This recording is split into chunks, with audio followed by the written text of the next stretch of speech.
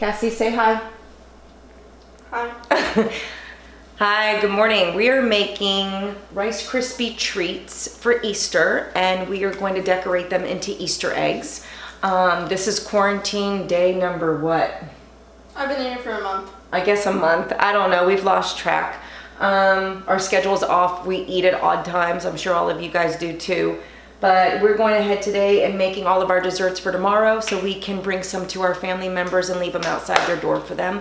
So we're gonna go ahead and show you how we make our Easter egg Rice Krispie treats. So when I do Rice Krispie treats, I do a little trick first. If you can use a non-stick pan, you're gonna get much better cleaning out of it afterwards. I also spray it with any type of cooking spray you have because it helps when you want to wash it. Even though it's non-stick, these marshmallows get pretty fierce. And then you're going to use, I don't use the half a stick of butter, I use a quarter. Turn your burner on medium to high. It's not burnt, oh my God. It's not burnt. So we added the bag of marshmallows to the melted butter. So what you want to do? I know, it's not doing anything. No. What you need to do first, you have to coat all of them in the butter, and then they can sit. So get them all coated in the butter. I don't know why this particular bag kind of stuck. Oh, you're so goofy. Anyway, so you want to make sure they're all coated in the butter, and then you can slowly stir it, incorporate it together. But this way they're all coated. So Cassie's going to continue stirring this while I get the Rice Krispies ready. And I'm going to turn it to medium instead of medium high, because we don't want them to burn. We're adding the Rice Krispies 2 cups at a time. So this is where we're at. It is almost completely melted. If you can see that. Get you to where you can see it a little bit. All right, so I'm gonna slowly start adding my 2 cups. Keep stirring, don't stop stirring. Incorporate all those, get the sides real good. The reason I'm doing 2 cups at a time is because this particular measuring cup I have is a 2-cup measuring cup. But you can do 1 cup at a time if that's what you'd like. Like I said, the recipe calls for 6 cups. I'm gonna do 5 and see from there if I wanna add a little more at a time, because I don't want it becoming too stiff, so I can mold them into a shape. How's it looking? Very good. Getting stiffer? Yeah. Okay. This is 1 more cup. So now that's completely 5 cups. When Cassie's done stirring it, I am going to take over a minute so I can feel it and see where she's at with that and see if I need to add a little more.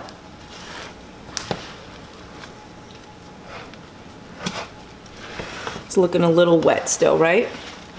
A little bit more? A little. So I might do 1/4 cup at a time.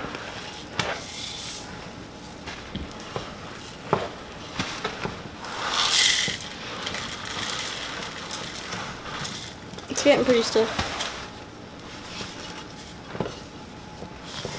All right, so that all together so far is 5½ cups, and I think I might stop. Let me shake over a minute so I can feel it, see where we're at. And by the way, I turned the heat off.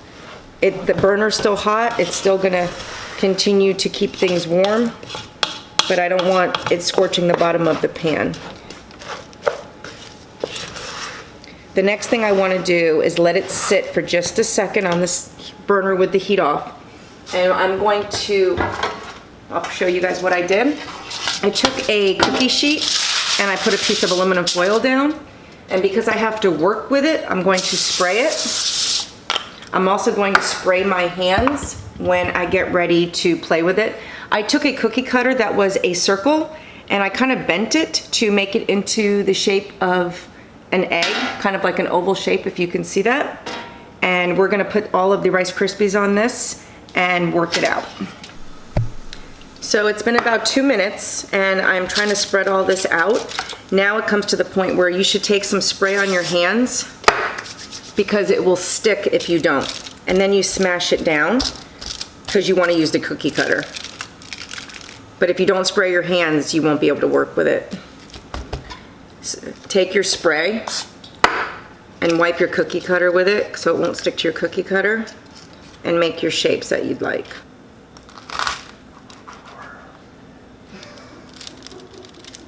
There's another one.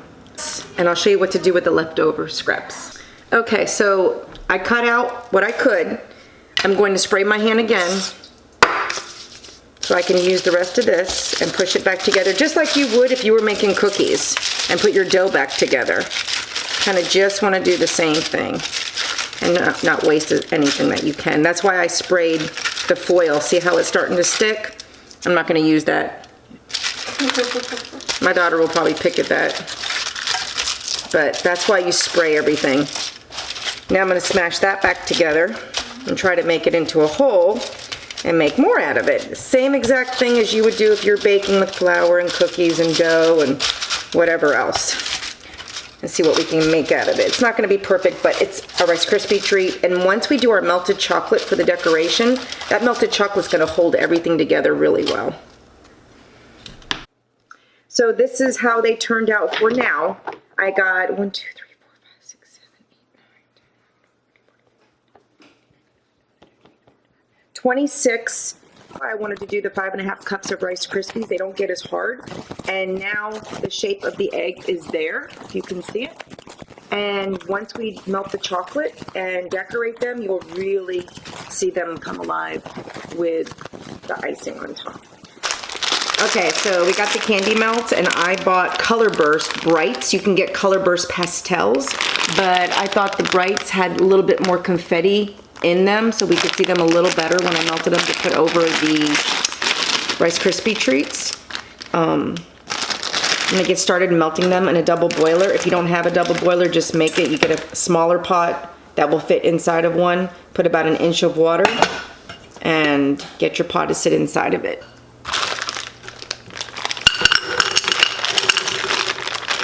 Like I said, I'm gonna do about a ½ bag at a time so I can control the heat and how much I'm doing. And then I have 26 Rice Krispie treats to pour over. So I definitely don't want it getting hard, as if you melt it all at one time, it will become clumpy and hard. I've shared this in another video that you can buy on Amazon. They're called Paramount Crystals, and they are made for melting chocolate. And as you start to melt, you just sprinkle a little inside and it thins it out and gets it to not be so clumpy. All right, it's starting to melt and get a little softer. And what I'm going to do to get it to not be so clumpy is add a little sprinkles of these Paramount crystals. You see how they're just little paper crystals? Not exactly sure what they're made out of, but they really help break down the chocolate and keep it smooth. My son's telling me people add butter to their chocolate. I'm not doing that. I'd rather use the crystals, but look how much softer it just got. And all the clumps are coming out. So now I'm going to remove it from the heat and start spreading it on my Rice Krispie treats.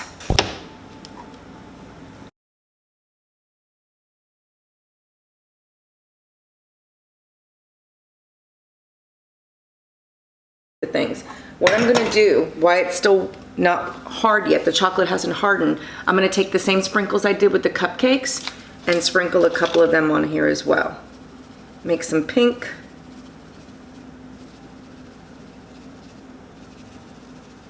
And I'll make some green. And then I might even take some and combine them.